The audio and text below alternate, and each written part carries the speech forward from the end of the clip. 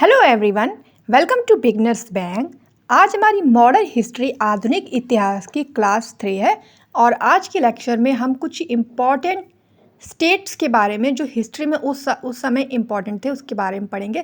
साथ ही अपना यूरोपियों के आगमन के क्रम में फ्रांसीसी को हम कवर करेंगे।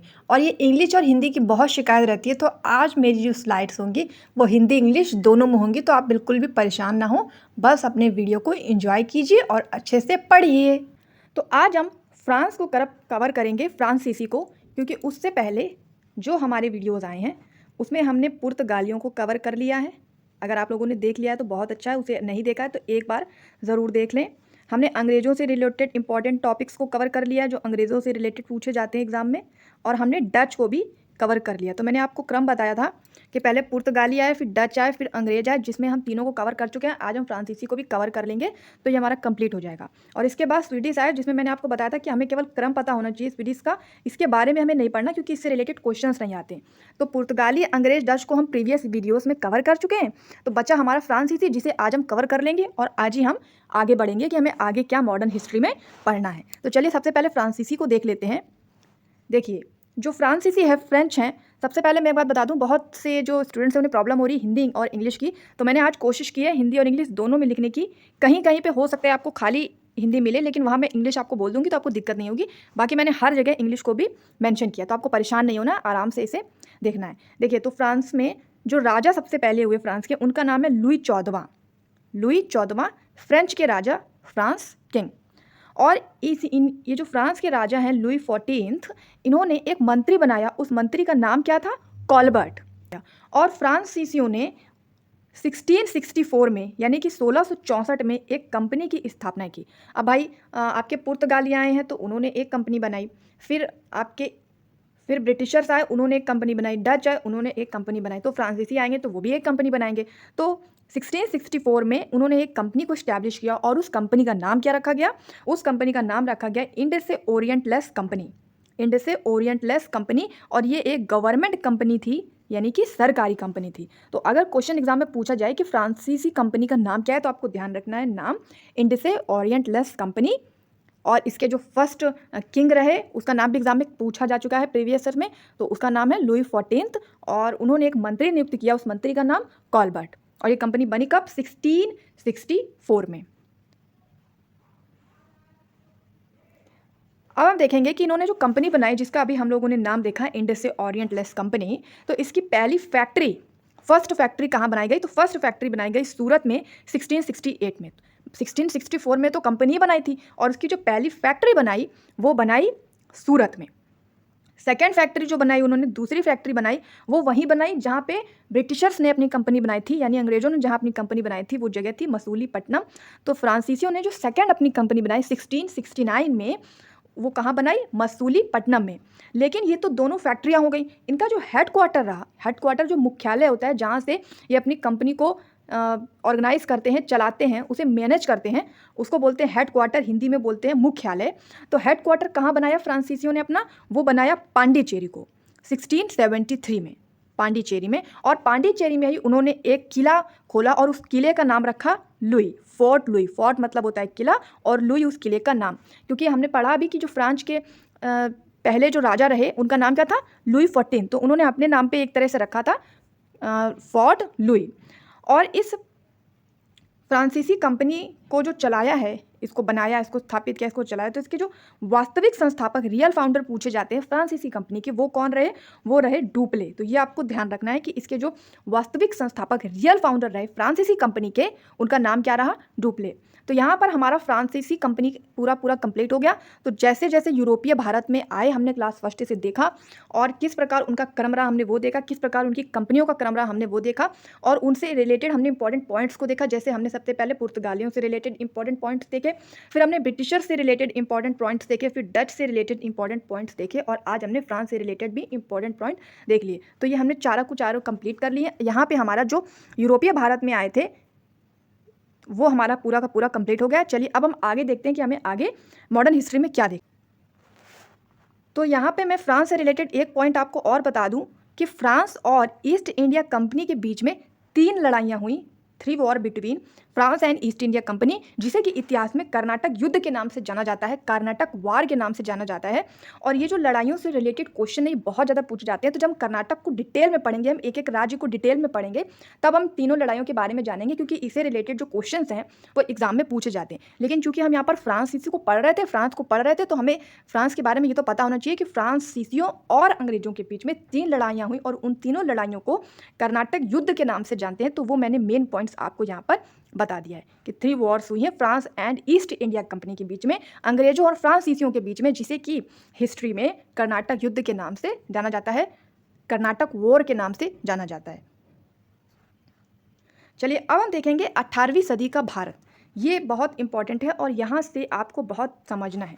देखिए, जिस समय 18वीं सदी का भारत था, तो उस समय आप जानते हैं कि भारत पर मुगलों का एक तरह से आधिपत्य था, उनका शासन था। भारत में मुगल एम्परर ही था, मुगल ही राज्य कर रहे थे। तो ऐसे में हुआ क्या कि बाद में मुगलों से अलग होकर कुछ अलग स्टेट्स बन गए, कुछ अलग राज्य बन गए, सेपरेट फ्रॉम मुगल, और कुछ ऐसे भी राज्य बने जो संपूर्ण मुगलों से अलग हो गए, यानी इंडिपेंडेंट फ्रॉम मुगल। अब ये सेपरेट फ्रॉम मुगल और इंडिपेंडेंट फ्रॉम मुगल में अंतर क्या है? देखिए, जो सेपरेट होते हैं मुगलों से, वो उनका मतलब ये है कि ये जो राज्य हैं ये मुगलों से अलग तो हो गए, लेकिन ये मुगलों के जो रूल्स थे, मुगलों के जो नियम थे, वो अपने राज्य में चला रहे थे। एक तरह से उत्तराधिकारी राज्य इन्हें जाना जाएगा, यानी वो मुगलों से अलग है, मुगलों से सेपरेट राज्य बने हैं, लेकिन जो उनकी आइडियोलॉजी है वो पूरी की पूरी मुगलों के जैसी ही थी। लेकिन जो संपूर्ण मुगलों से अलग थे, यानी जो इंडिपेंडेंट फ्रॉम मुगल थे, वो पूरी तरह से अपना राज्य अलग तरीके से चला रहे थे, यानी उनकी आइडियोलॉजी भी अलग थी, उनके लॉज भी अलग थे, उनके नियम अलग थे, सब कुछ अलग था। वो पूर्ण तरीके से इंडिपेंडेंट थे, संपूर्ण तरीके से मुगलों से अलग हो चुके थे। तो जो भारत में अंग्रेजों ने इतने दिन जो शासन किया, इसके पीछे जो कारण कभी कभी पूछा जाता है, तो आप यहाँ पर ध्यान दीजिएगा। भारत में उस समय रह कौन रहे थे? मुगल रह रहे थे, मराठास रह रहे थे, पंजाबी रह रहे थे, मैसूर वाले अवध के लोग रह रहे थे, बंगाल के लोग रह रहे थे। तो ये सारे लोग रह रहे थे, और जब इनकी आपस में बन नहीं रही थी, इसी बात का तो लाभ उठाया, फूट डालकर ही अंग्रेजों ने शासन किया। तो अब यहाँ पर इसकी आप स्टार्टिंग देख रहे हैं कि पहला तो मुगलों से अलग हो गए, उन्होंने अपनी आइडियोलॉजी जरूर मुगलों वाली अपनाई, लेकिन राज्य तो अलग हो गए। और कुछ ऐसे भी राज्य रहे जो कि पूरी तरह मुगलों से अलग हो गए, यानी उन्होंने अपने नियम कानून आइडियोलॉजी सब कुछ चेंज कर दी। तो ये जो पार्टीशन हो रहा था स्टेट्स के बीच में, ये भी एक कारण बना अंग्रेजों को अपना विस्तार करने का, अंग्रेजों को अपने शासन को बढ़ाने का। तो चलिए सबसे पहले हम जान लेते हैं कि जो मुगलों से अलग सेपरेट राज्य बने, जो एक तरह से मुगलों के उत्तराधिकारी राज्य रहे लेकिन मुगलों से अलग कहलाए जाते हैं, उनके नाम पूछे जाते हैं। तो एक है कर्नाटक, फिर है हैदराबाद, फिर है अवध, फिर है बंगाल। ये चारों राज्य मुगलों से सेपरेट हुए, लेकिन मुगलों के उत्तराधिकारी राज्य के रूप में जाने जाते हैं, क्योंकि यहाँ पे जो आइडियोलॉजी चली वो मुगलों की ही चली। और कुछ ऐसे राज्य हैं जो पूरी तरीके से मुगलों से अलग हो गए, इंडिपेंडेंट हो गए मुगलों से अलग होकर। उनके नाम है पंजाब, मराठा, मैसूर, त्रावणकोर। तो ये जो नाम है ये आपको ध्यान रखने हैं, क्योंकि इससे रिलेटेड क्वेश्चन कभी कभी पूछा जाता है एग्जाम में। तो चलिए अब हम एक एक राज्य से रिलेटेड कुछ इंपॉर्टेंट पॉइंट्स को पढ़ेंगे, केवल उन्हीं पॉइंट्स को पढ़ेंगे जो कि एग्जाम में पूछे जाते हैं। तो ज़्यादा विस्तार में नहीं जाएंगे, लेकिन हाँ कुछ इंपॉर्टेंट चीज़ें हैं जो यदि हमने छोड़ दी तो एग्जाम में वही आ जाएगा, और फिर हम सोचेंगे कि पूरी हिस्ट्री पढ़ ली लेकिन पता नहीं ये कहाँ से क्वेश्चन आ गया। ये ऐसा अक्सर होता है स्टूडेंट्स के साथ, क्योंकि वो मेन चीज़ों को पढ़ लेते हैं, लेकिन थोड़ा कुछ चीज़ें ऐसी भी हैं जो हमें मेन होनी चाहिए, लेकिन वो थोड़ी डीप में जाकर मेन होनी चाहिए। तो चलिए हम देख लेते हैं। सबसे पहले हम बात करेंगे हैदराबाद राज्य की। हैदराबाद राज्य के जो संस्थापक हैं, यानी हैदराबाद को अलग करके उस पर जो शासन करने वाले हैं, संस्थापक, फाउंडर, उनका नाम है निज़ाम उल मुल्क, और जिन्हें कि जाना जाता है किस नाम से? चिनकलीज खां के नाम से जाना जाता है। तो अगर प्रीवियस ईयर उठा के देखेंगे आप, कोई भी पेपर उठा के देख लीजिए जहाँ पर मॉडर्न हिस्ट्री पूछी जाती है, तो आप देखेंगे कि चिनकलीज खां से रिलेटेड क्वेश्चन पूछा जाता है। अब अगर आपको पता ही नहीं कि ये हैदराबाद के संस्थापक थे, तो आप कैसे बता पाएंगे? इसलिए ये जो पॉइंट्स थे इन्हें जानना बहुत ज़रूरी है। मैंने देखा है मोस्टली लोग यूरोपियों के आगमन तक तो पढ़ते हैं, उसके बाद सीधा कूद जाते हैं 1857 पे। ये गलत है। अगर इस तरह पढ़ेंगे तो पढ़ तो सब लेंगे, जल्दी जल्दी कवर भी सब कुछ हो जाएगा, लेकिन जब आप एग्ज़ाम देंगे तो ये जो 1857 है ये बहुत ज़्यादा फेमस चीज़ें हैं, इससे रिलेटेड क्वेश्चन थोड़े बहुत पूछे जा सकते हैं, लेकिन कभी कभी वो लोग थोड़ा सा डीप में जाकर भी जानना चाहते हैं, तो हमें ये पता होना चाहिए। तो जो हैदराबाद के संस्थापक रहे उनका नाम क्या रहा? निज़ाम उल मुल्क, जिनको जाना जाता है चिनकलीज खां के नाम से। मैंने इंग्लिश में भी लिखा है, तो इंग्लिश वाले आराम से पढ़ सकते हैं। निज़ाम उल मुल्क, जिन्हें जाना जाता है चिनकलीज खां के नाम से। अब यहाँ पर एक ध्यान दीजिएगा कि एक क्वेश्चन आता है कि सकूर खेड़ा का युद्ध किनके किनके बीच हुआ? शकूर खेड़ा वॉर किनके किनके बीच हुआ, तो वो हुआ निज़ाम उल मुल्क और मुबारिफ खां के बीच में। अब ये मुबारिफ खां कौन है? देखिए, मुबारिफ खां जिस समय मुग़ल भारत में थे और मुग़लों से अलग होकर ये हैदराबाद, अवध, पंजाब सब अलग अलग राज्य बना रहे थे, तो उस समय मुग़ल जो शासक था, उस शासक का नाम था मोहम्मद शाह रंगीला। उस शासक का नाम था मोहम्मद शाह रंगीला। तो अब कोई व्यक्ति शासक है और वो देख रहा है कि हमसे अलग होकर अलग अलग राज्य बन रहे हैं, तो अच्छा तो नहीं लगेगा ना, जाहिर सी बात है। तो उसने क्या किया कि उसने अपने एक व्यक्ति को भेजा जिसका नाम है मुबारिफ खां, और उससे कहा कि तुम जाओ और ये जो हैदराबाद के जो संस्थापक है, जिन्होंने हैदराबाद को अलग करके बना लिया है, इनसे जाकर लड़ाई करो, क्योंकि अगर ये जीत जाएंगे तो हैदराबाद फिर से वापस मुग़लों में मिक्स हो जाएगा। बट ऐसा हुआ नहीं। लड़ाई तो हुई मुबारिफ खां और निज़ाम उल मुल्क के बीच में, लेकिन जीता कौन? जीता निज़ाम उल मुल्क। तो जो हैदराबाद के संस्थापक थे वही जीत गए, और फाइनली जो मोहम्मद शाह रंगीला ने जिसे भेजा था वो हार गए, और मुग़ल हैदराबाद को फिर से अपने में नहीं मिला पाए। तो ये निज़ाम उल मुल्क और मुबारिफ खां के बीच में जो लड़ाई हुई, जो युद्ध हुआ, उस युद्ध का नाम क्या है? उस युद्ध का नाम है शकूर खेड़ा का युद्ध। तो ये आपको हैदराबाद क्लियर हो गया। अगर समझ में सब कुछ आ रहा है और अच्छा लग रहा है पढ़ना, तो प्लीज़ वीडियो को लाइक ज़रूर कीजिए। खुशी खुशी पढ़िए तो सब कुछ अच्छे से समझ में आएगा और सब कुछ जल्दी जल्दी याद भी हो जाएगा। चलिए, अब हैदराबाद के बाद हम देखेंगे कर्नाटक को। कर्नाटक को आप ध्यान दीजिएगा कि ये दक्षिण में एक मुग़ल प्रांत था, मुग़ल का सूबा। ऐसा समझ लीजिए जैसे कि इंडिया है और इंडिया के बहुत सारे स्टेट्स होते हैं, इंडिया के बहुत सारे स्टेट होते हैं, जैसे दिल्ली हो गया, कलकत्ता हो गया। उसी तरह जो मुग़ल का जो एक तरह से छोटा सा प्रांत, छोटा सा सूबा या छोटा सा स्टेट मान लीजिए दक्षिण में, वो कौन सा था? वो था कर्नाटक। कर्नाटक के जो संस्थापक थे, उसके जो फाउंडर थे, वो कौन थे? उनका नाम था सदाअत उल्ला खां। ये थोड़े से नाम हार्ड लगते हैं, बट एक दो बार आप देखेंगे थोड़ा सा आपको याद हो जाएगा। अब ध्यान दीजिएगा, यहाँ पे दो नाम है, एक अवध में आता है सआदत खां। ये अवध में आप देख रहे हैं सआदत खां, इसलिए मैंने एक ही स्लाइड में दोनों के नाम रखे क्योंकि बड़ा कन्फ्यूजन हो जाता है इससे। तो मैंने यहाँ पे एक ही स्लाइड में दोनों नाम दे दिए ताकि कन्फ्यूजन नहीं होने चाहिए। जो कर्नाटक के जो संस्थापक, जो फाउंडर रहे हैं, उनका नाम रहा सदाअत उल्ला खां। सदाअत उल्ला खां है, ठीक है। और जो कर्नाटक की राजधानी कैपिटल रही, वो रही अर्काट। अर्काट, ये आपको ध्यान रखना है, इससे रिलेटेड क्वेश्चन पूछा जाता है। अब अवध की बारी जब आएगी, तो अवध में जो सूबेदार रहे, अवध में इसको संस्थापक नहीं बोलते हैं, इसको सूबेदार बोलते हैं। इसलिए सूबेदार बोलते हैं क्योंकि अवध जो राज्य रहा वो मुग़लों से अलग होकर ही बना, और मुग़ल से ही निकलकर कोई व्यक्ति आया तो उसको सूबेदार कहा गया, ना कि संस्थापक कहा गया। फाउंडर नहीं कहा गया, सूबेदार कहा गया। तो उसका नाम क्या था? वो एक तरह का फाउंडर ही है क्योंकि उसने अवध को अलग राज्य बना लिया है, लेकिन उसको सूबेदार कहा जाता था, और उसका नाम था सआदत खां। सआदत खां। सआदत खां की क्या होती है, 1739 में डेथ हो जाती है, और जब इनकी डेथ हो जाती है तो उसके बाद जो अवध का नवाब बनता है वो बनता है सफदरजंग, जिसका कार्यकाल रहता है 1739 से 1754 तक। अब ध्यान दीजिएगा कि जब तक सआदत खां बने थे तब तक तो इसको सूबेदार बोला जाता था अवध का, लेकिन जब सफदरजंग की बारी आई तो यहाँ पे नवाब कहा जाने लगा। ये थोड़ा सा आपको ध्यान देना है। क्या कहा जाने लगा कि अवध का नवाब। अवध का नवाब कौन? सफदरजंग। तो सफदरजंगी जो हुए वही पहले अवध के नवाब भी कहलाए जाते हैं। अब ये 1739 में सआदत खां की डेथ कैसे हुई? देखिए, डेथ कैसे हुई कि जब नादिर शाह बहुत सारा सोना लेकर के भारत से बाहर जा रहे थे। नादिर शाह एक प्रकार का यूरोपीय जो कि बाहर जा रहा था, बहुत सारा भारत से सामान लेकर, सोना लेकर, पैसे लेकर। तो सआदत खां ने रोका कि भाई ये पैसा जो है ये वापस कर दो नादिर शाह को। तो हुआ ये कि जब इनको रोका तो अब उन्होंने, ऐसे तो रुक नहीं जाएंगे, उन्होंने धमकी दी कि अगर तुमने रोकने की कोशिश की तो तुम्हारे खाल उधड़वा देंगे या तुमको मार डालेंगे, ऐसा कुछ समथिंग उन्होंने कहा। तो इससे क्या पड़ा कि ये जो सआदत खां थे ये इतने ज़्यादा स्ट्रांग नहीं थे, ये बहुत ज़्यादा डर गए और डर की वजह से इन्होंने सुसाइड कर लिया।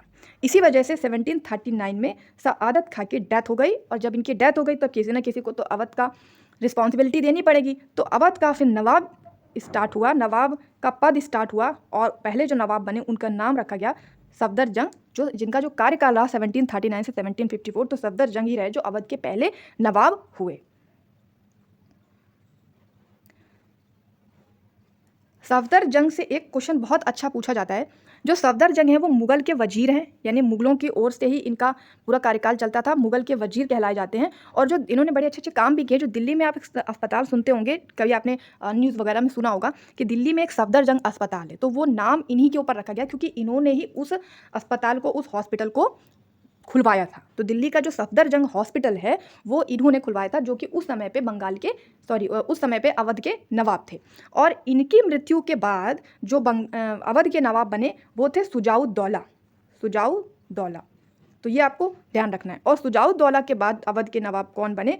लास्ट जो नवाब बने वो थे वाजिद अली शाह अवध के लास्ट के नवाब बने, यानी आखिरी नवाब बने वाजिद अली शाह सुजाउद्दौला के बाद।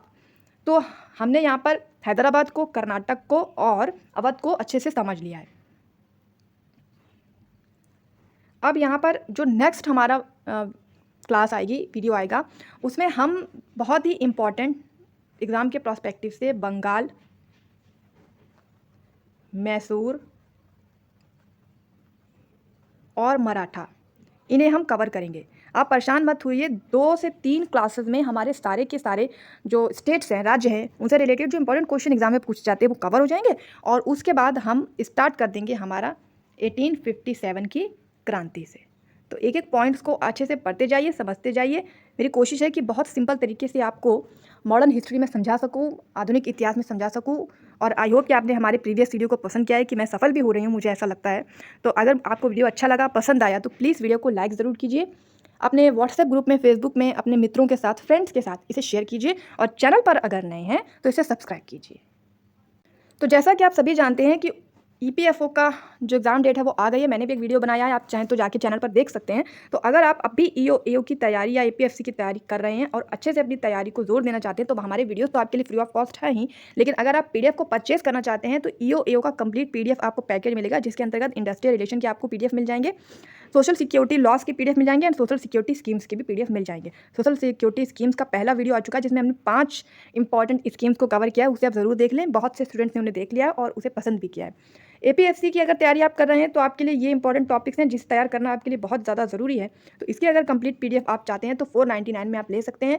कैसे लेनी है, इसका सारा का सारा इन्फॉर्मेशन आपको डिस्क्रिप्शन में मिल जाएगा। वहाँ पे आपको ईमेल ID, हमारा व्हाट्सएप नंबर, टेलीग्राम का चैनल का लिंक, सब कुछ मिल जाएगा। वहाँ पे आप चेक कर सकते हैं। और टेलीग्राम पे भी मैं कुछ ना कुछ चीज़ें शेयर करती रहती हूँ, जैसे कि मैंने आज शेयर किया है कि जो ऑफिशियल नोटिफिकेशन आया है एग्ज़ाम डेट का UPSC EPFO का, वो मैंने जो ऑफिशियल वेबसाइट से निकाल करके जो पेज है वो पूरा का पूरा शेयर कर दिया है। तो आप जाकर वहाँ पे उसे चेक कर सकते हैं। और डिटेल में जानना चाहते हैं तो मैंने एक वीडियो भी बनाया है एग्ज़ाम डेट से रिलेटेड, उसे आप देख सकते हैं। तो चलिए मिलते हैं नेक्स्ट वीडियो में। Thank you.